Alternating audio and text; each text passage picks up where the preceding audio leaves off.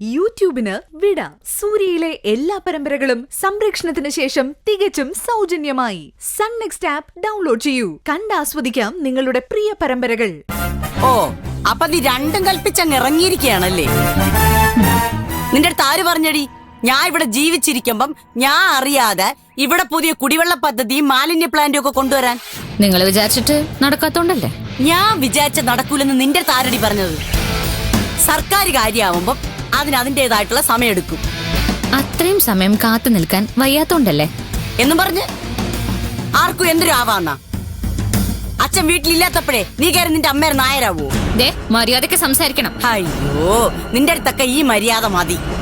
എടി, ഈ നാട്ടിലെ ഒരു രാഷ്ട്രീയ നേതാവിന്റെ അധികാര പരിധികൾ എന്തൊക്കെയെന്ന് നിനക്കറിയാമോ? ഞാൻ വിചാരിച്ച ഇവിടെ എന്തൊക്കെ സംഭവിക്കുമെന്ന് നിനക്കറിയാമോ?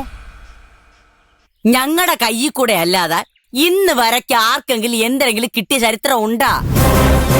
ചരിത്രം തിരുത്താൻ കൂടിയുള്ളതല്ലേ? നീ ഇനിയിപ്പൊ അങ്ങോട്ട് തിരുത്തണ്ട. നീയെ കുറച്ചു മുമ്പേ പറഞ്ഞില്ലേ ബ്രിട്ടീഷുകാർ ഇന്ത്യ വിട്ടു പോയ കാര്യം? തന്നടി, അതിനുശേഷം ഇവിടെ ഭരിക്കണത് നമ്മളാണ്. ഒരുപാട് കഷ്ടപ്പെട്ടിട്ടാണ് ഞങ്ങൾ ജനാധിപത്യം ഇവിടെ പടുത്തുയർത്തിക്കൊണ്ടിരിക്കണം.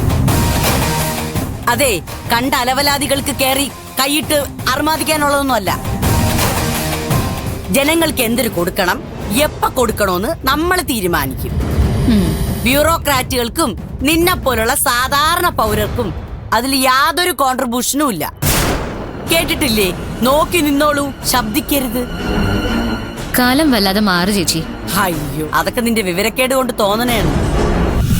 കാലത്തെ മാറ്റാൻ ത്രാണിയുള്ള ഒരുത്തനും ഇന്ന് വരെ ഇവിടെ ജനിച്ചിട്ടുമില്ല, ഇനിയോട്ട് ജനിക്കാൻ പോണുമില്ല.